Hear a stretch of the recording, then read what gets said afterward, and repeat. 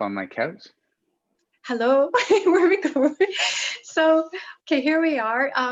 Joining us on I'm Here with Jill Maria and myself is a successful TV film director and writer, David Strasser, and he's here today to talk about his passion and lots more. Welcome. Hi, Christine. Hi, Jill. Thank you for having me on your show.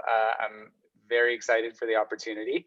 We've crossed paths a couple times, and I love your enthusiasm for what you do, and I like being in conversation with enthusiastic people. So thank you. Thank you.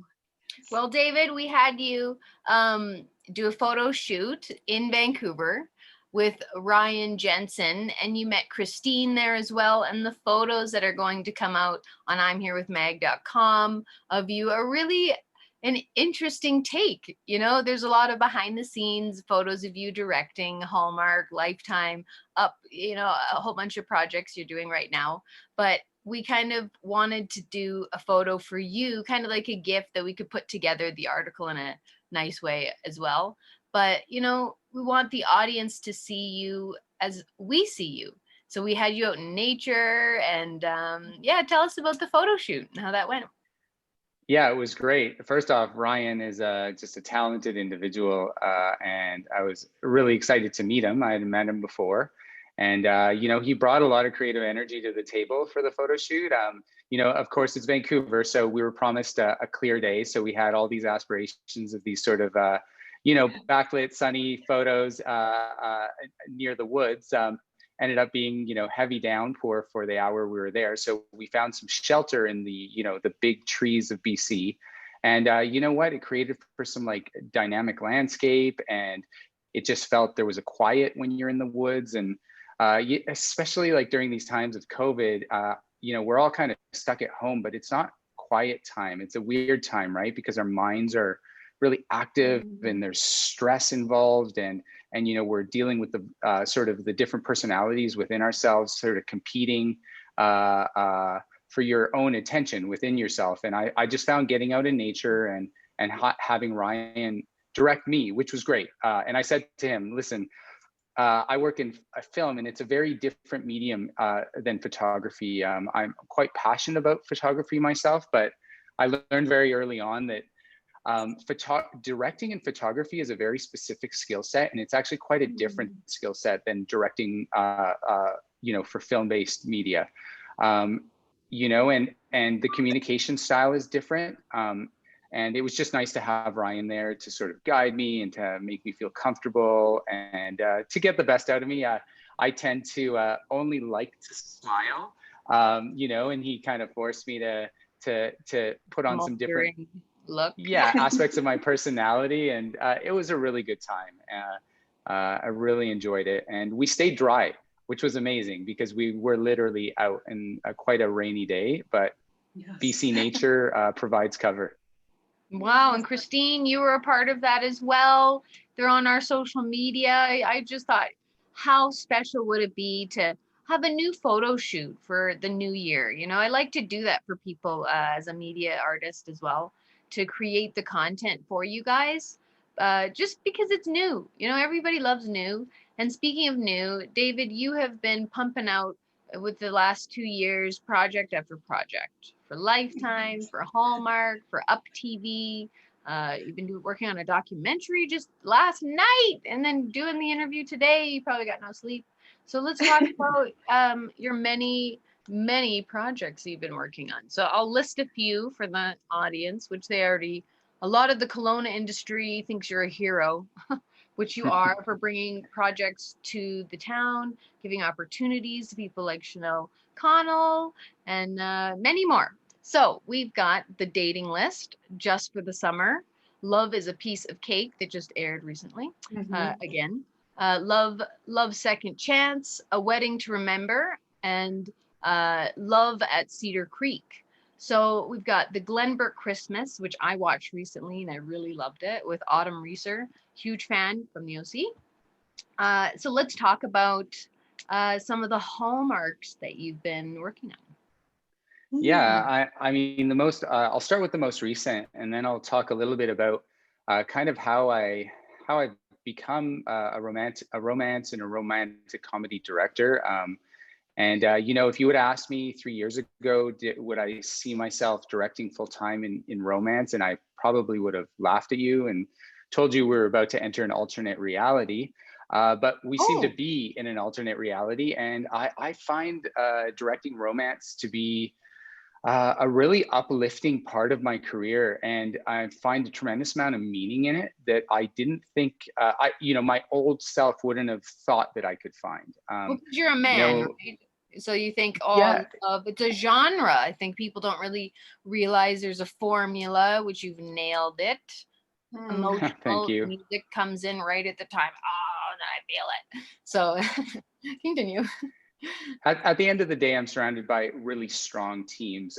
You know, speaking of music, for example, on my most recent endeavor, Glenbrook Christmas, which you saw, I worked with the composer Graham Coleman, and Graham, you know, he created some magical moments that weren't necessarily there without his contribution. And I've just found that along the way that filmmaking truly is a collaborative art form. And from everything from the visuals to the performances to the way the camera moves to the music that gets put together at the end, contribution of composers and colorists, you end up with just such an incredibly talented team.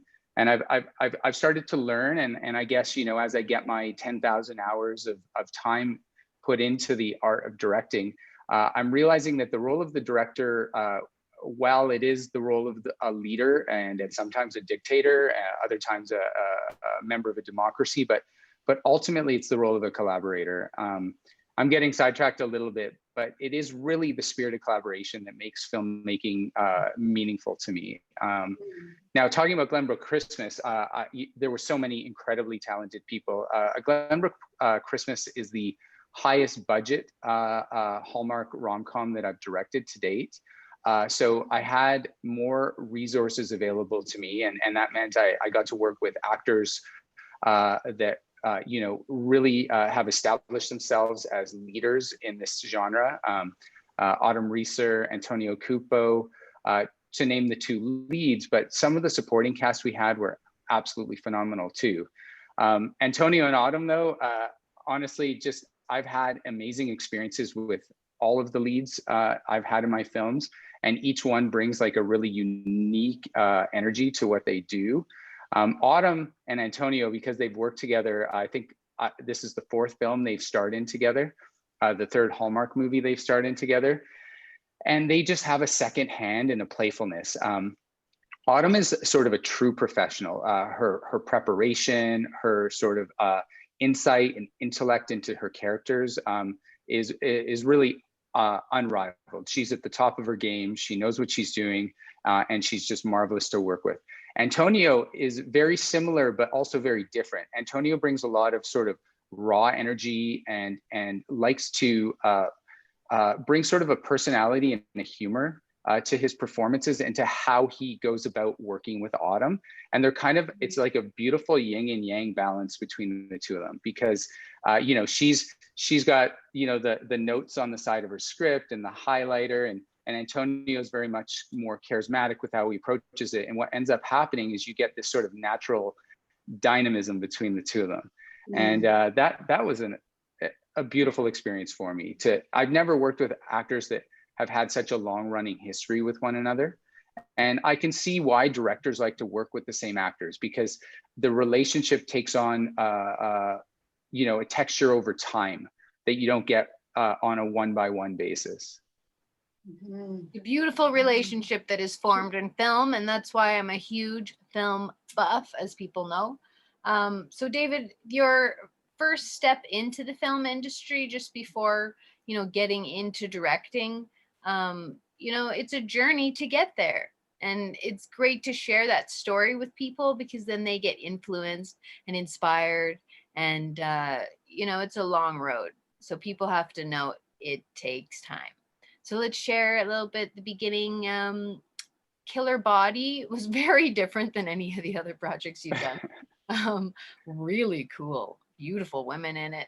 I think when I watched it, I was like, girl, I could get there. I'm getting all crazy and want to look like somebody. Like, yeah, I can get there. We get there. Oh, I had to check myself after that.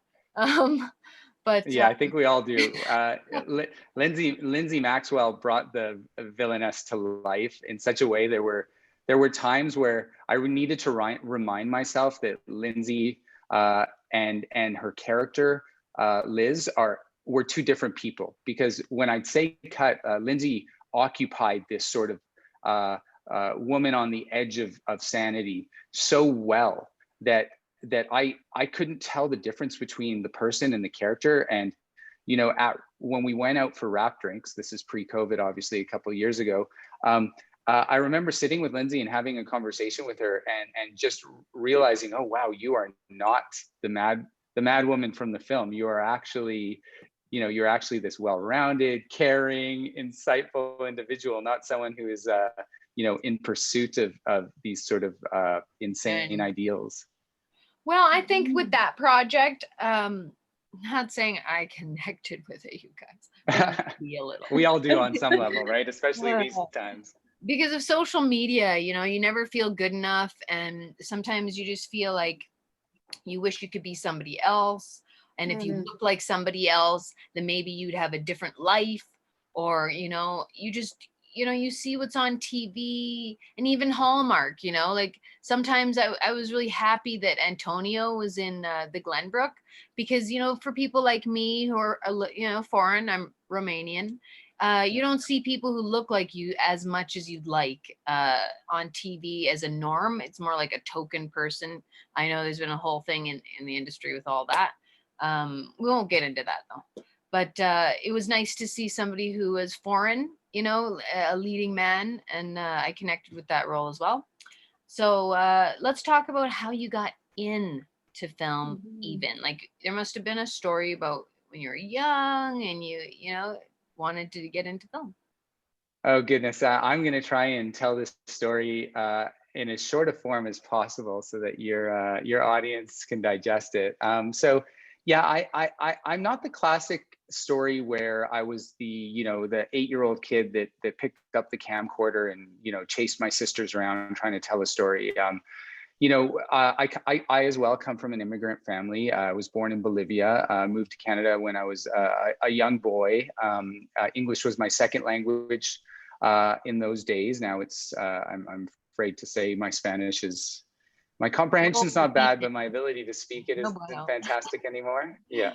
But we came to Canada for a new beginning as a family. And so we didn't have a lot of means when we were young. And there comes struggles with being a poor immigrant family. And over time, my family did become successful and provide me a lot of opportunity. But my formative years were a bit of a struggle as a family. And, I ended up finding some refuge in movies and television, and they spoke to me. I was a real child of the 80s and then a teenager of the 90s. So I came up through the time of Oliver Stone and Quentin Tarantino and the beginning of Wes Anderson. And there's of course the great auteurs like Scorsese and whatnot, but the new wave, I think they called it the second wave of American independent cinema. So Darren Aronofsky, Quentin Tarantino, Wes Anderson, who were trying to tell these, who were trying to relate to audiences on a very primitive level, I thought, and they were telling stories in a way that were not polished. They were using editing styles and using violence and sexuality, and they were breaking the norms, and it was obviously very stimulating to me as a teenager. And that's really when the hooks got into me. I have a very distinct memory in my first year of university when Requiem for a Dream was playing primarily in the independent film theater circuit, the art house theaters, which are disappearing more and more. There's a climax montage in that movie where every main character you've been following, things go just catastrophically wrong for them in this very high energy montage. And I had my hands on my knees sitting in the theater, and the theater was full. It was completely dark except for the light from the screen. And a woman in the audience went into hysterics, and they had to bring up the house lights. They had to stop the movie. They had to get medical attention to her because it was so, the emotional response to what was going on was just so significant. And it obviously spoke directly to an experience in her life. And I'm not sure what that experience was, but she couldn't contain the reaction. And for me, I saw that, and then I lifted my hands off my knees, and I had sweated my palm prints through my jeans. And I just realized how visceral an experience I was having. And I had this, like, I guess a Damascene moment there where I just thought, I want to do this. I want the opportunity to make people feel how I'm feeling right now. And, you know, and I kind of became a student of cinema at that point, where I started to think, well, there's something going on here, right? Because I loved reading literature, and I read novels all through university, but film was able to get inside of me in a way that other mediums of art weren't able to. You know, and that wasn't necessarily my first foray into the arts. All through high school and junior high, I was very engaged in theater. I directed my first 2 plays in high school. And so the idea of being a director and speaking through that sort of theatrical experience, that had always been a part of me. I was a drama kid, but also an athlete. So I sort of lived in this weird kind of duplicitous binary world within myself, where I was like an art kid, but I was also a jock. And, you know, back in the 90s, you were still split, right? Like, and so I had 2 circles of friends, and I kind of had to be one way in one world and another way in another world. And that was kind of being, you know, they call it toxic masculinity now. They didn't have a word for it back then. You know, it was just part of growing up a male in Western society. But now that we have this new vocabulary to talk about experiences that we had growing up, I was stuck in this world where there's all these toxic expectations put upon males, especially if they're athletes, and these sorts of things. And I constantly found myself trying to manage those expectations, because it wasn't the core of who I was, but I still had to, like, manage the relationships within those worlds. And so, you know, I grew up in Alberta to boot, which has its own sort of characteristics. So as soon as I graduated, I was able to escape to BC, where I started finding like-minded people, much more liberal ideas, much more liberal philosophies about personhood and humanistic values that I couldn't quite access in my upbringing, but I found out here in BC. Okay, but let's fast forward. So, you know, I went to university. I studied psychology and philosophy. I eventually went to law school. I graduated with a degree in law, all the time continuing as an athlete. I had the opportunity to train and compete at a world-class level as a rower, and was invited to train with the Canadian National Training Center in Victoria. And I graduated from law school, and I went off to continue pursuing sports. During that time, I met a beautiful human being named Jason Benab. Him and I ended up becoming business partners together. And I went off and had a whole other life. You know, I found a woman who would become the mother of my 2 children, my business partner, and we built up a career on Vancouver Island in real estate. And it was a great time, in that it was this sort of never-ending challenge to grow. But the further we got along in this path of success, in terms of, you know, the rewards of running a successful business, of having the respect and recognition of our peers, I found that there was a big void opening up within myself, and that the things I was doing weren't fulfilling that sort of spiritual need I had to create. And, you know, some life events happened around that same time when I was feeling this sort of existential chaos is the best word I can describe it. You know, and I lost 2 family members within a very short period of time. And so it forced me to take a break. And I went off down back to South America to help my mother and sister with the events that were going on in our lives. And it was nothing short of tragedy. We lost my 18-year-old nephew, and then shortly thereafter lost my father. And And I realized, and again, you know, this is a cliche thing, but when it really impacts you, you can't escape it. And that is the fact that your time on this planet is short, and you have to honor the gift of life. So I really felt that I wasn't honoring my gift. And in order to honor the death of my close family members, I needed to get back in tune with my spiritual self and be okay with letting go of the recognition of my peers, the financial success, these building blocks of life that you're told are supposed to fulfill you, and they don't. And so I had this opportunity to go away, to step outside of my life. And it was during that time when I decided that there's no time like the present, that there was not going to be some sort of a golden opportunity. You know, I kind of always thought in my head, at some point in the future, when I had enough of this or enough of that, some opportunity would come out of the cosmos and it would say, okay, now go be creative. And then I just, you know, this sense of agency like welled up inside of me. It's like, no, it's not going to come from outside. It only comes from within. So you either choose to do what you want to do, or you continue to live this sort of life where this void gets bigger and bigger. So you know what? In a matter of a couple of months, I turned over the reins of my business to my business partner. I told him I wasn't going to come back. He was a great person at the time. His name was Mark Salter. He'd taken on the role with me, and he wished me well, and he worked with me on the transition. And I went off to film school, and this was in 2014. You know, I was 36 years old, so very late. You know, my peers in film school were in their 20s. Or 35, 36 years old at the time. And, you know, I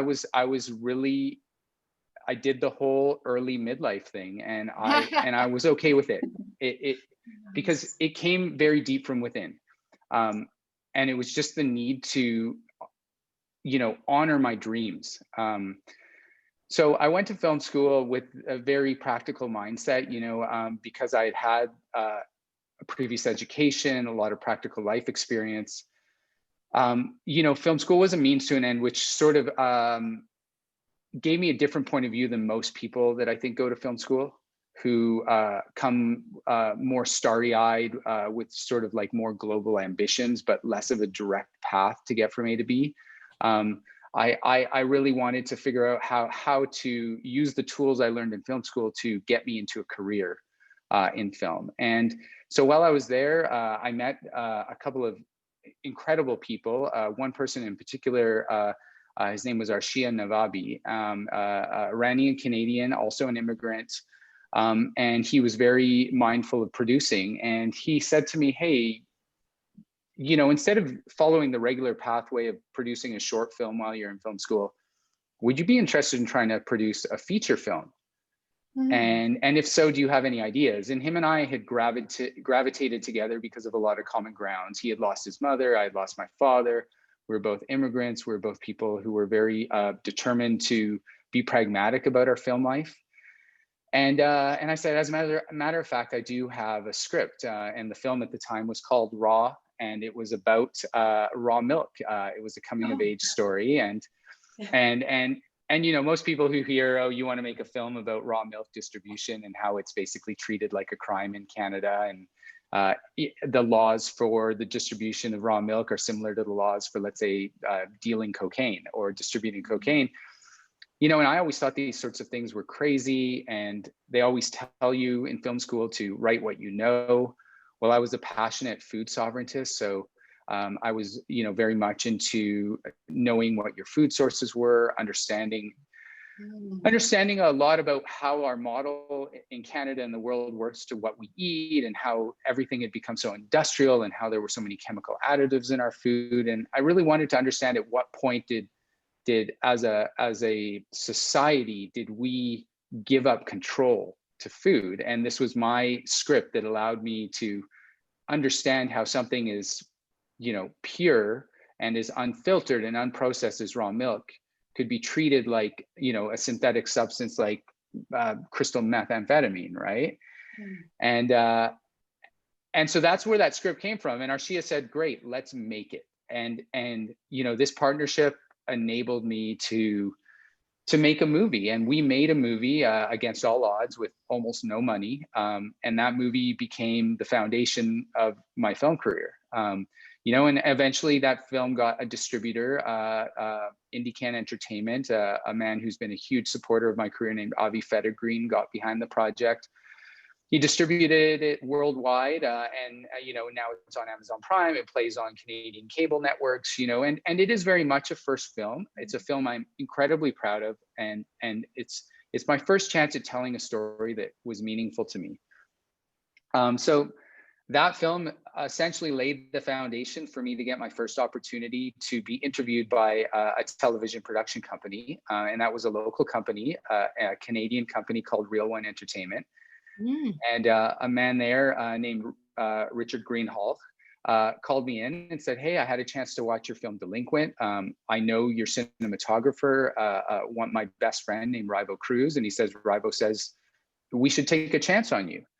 And so I'm going to bring you in to meet the vice president of production, a man named Gilles Laplante. And if Gilles feels that he's willing to invest in you, we're going to make a movie." So I went in for that movie. And again, a constellation of people, my best friend, someone willing to take a risk on me, a vice president of production who believed in me. Well, they gave me my first baby and they said, "Here you go." And they sent me off to direct Killer Body. And it was just an amazing experience.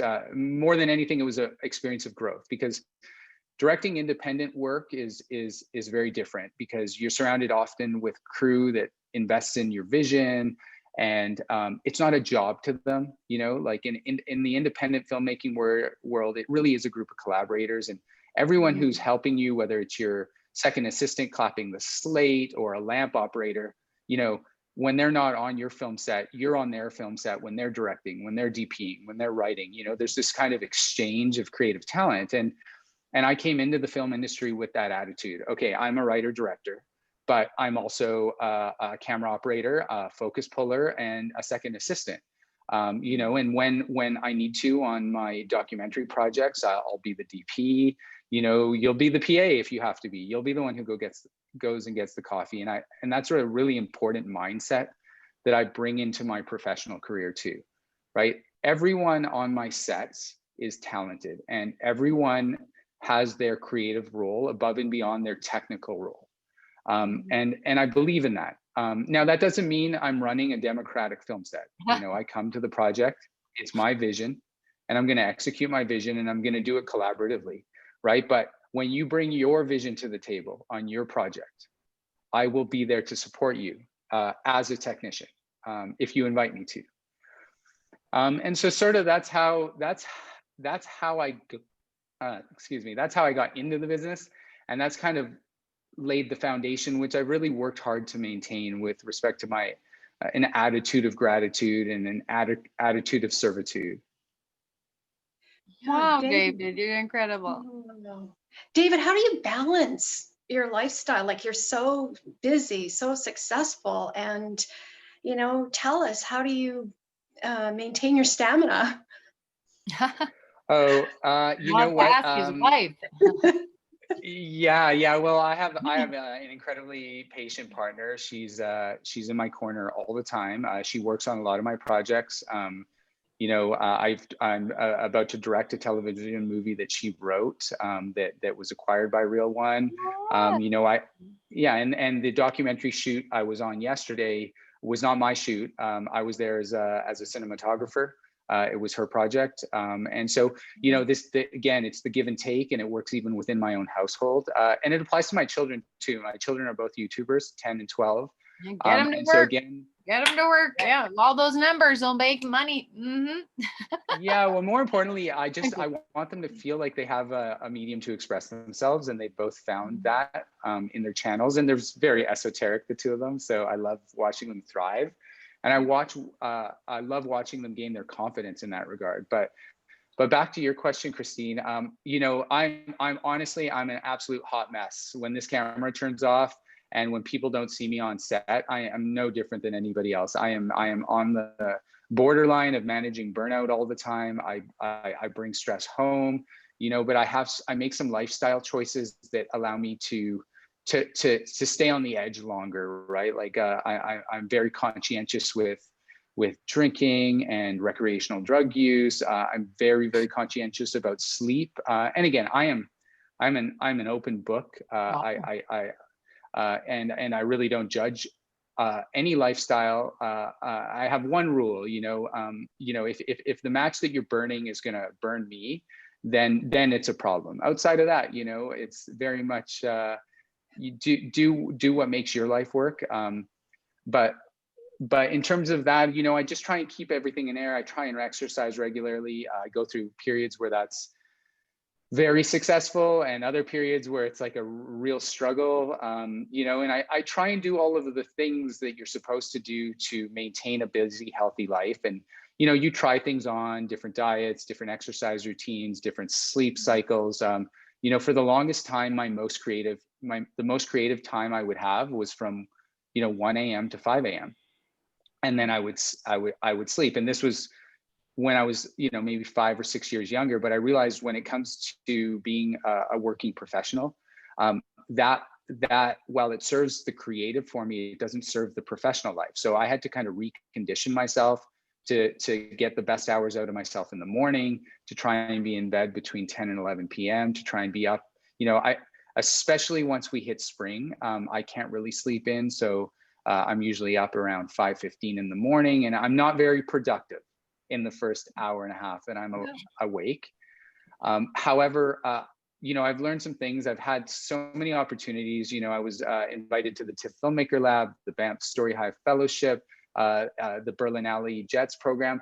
And I've had so much opportunity for mentorship by quite literally the world's best creative minds. I've been to master classes with some of my, people that I never thought I'd be able to sit in the same room with. So these opportunities have opened up huge doors, but more importantly, I've heard their story from them and been able to ask questions. And the reality is everyone is dealing with the same struggles, right? Whether you're an Academy Award winning director, writer, you still wake up in the morning and have to manage your life. You still have to motivate yourself. There's no different. And the difference is, and again, if you look at that sort of Tony Robbins mantra, it comes down to simply the plan, right? It's not so much is your plan, can it be executed?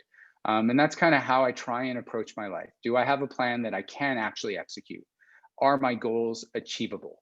We can have our aspirations, our driving principles, the big ideas about who we are and what we want to be in the world, but you have to have like the short-term goals. And, back when I was younger, my goals were consistently unachievable. And so you don't even make small progress. Sometimes my goal is as easy as, hey, you need to return that Amazon order today, right? Before you run out of time to return it. I find that if you create like a baby step plan to how you approach everything, you will actually achieve the goal.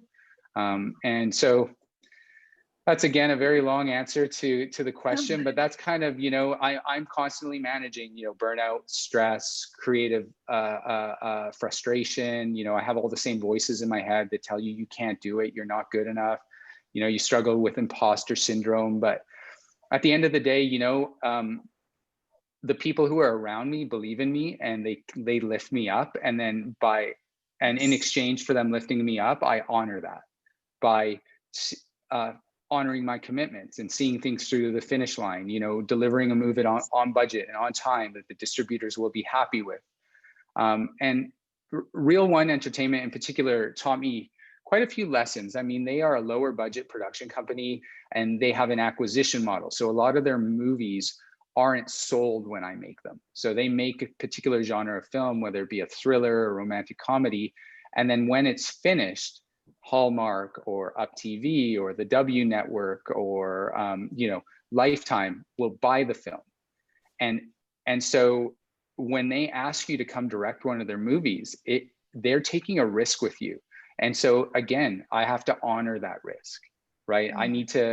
I need to not turn this into an auteur work. I need to turn it into something that fulfills their objectives. And so that's the heart of kind of how you work in this business, right? You have to honor the people who are willing to get behind you. Yes. Wonderful. I feel like I just went to a master class. Yes.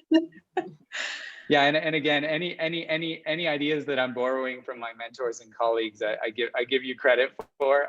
I just may not remember who you are and when you told me. We will remind you, David. We will remind you. Yes. My goodness. Thank you so much for your time today. You have just been like an educator to us and said some really good things. I hope the audience enjoys the podcast that we'll put this to as well, and the show, Christine and Jill Maria. David, we're going to watch all your projects and bug you way more to promote all of them. Yes. Thank you so much, Jill and Christine, sorry. Thank you very much, Jill and Christine. Yeah, it's a real honor, and I thank you for taking the time to speak with me. And you know, it's 2021. 2020 was a challenging year. You know, the film industry, it managed to get back on its legs and come back with quite a bit of force. You know, there's still a lot of uncertainty in the air, and I just, you know, my message to your viewers is, you know, don't let quarantine hold you down.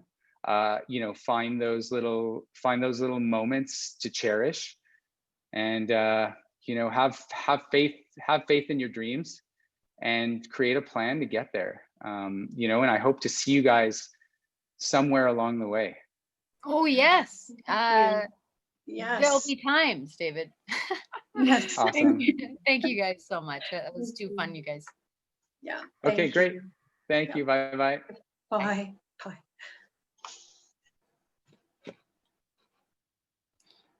Oh, Christine, that was so amazing. Yes, I enjoyed it. I'm going to just turn off recording now. One moment, Jill. Oh, just 1 second here. I don't think it matters. Let me just do the housekeeping here. There'll be more editing for Ezra. Yeah, I just don't want to give him too much. Stop. Okay, stop.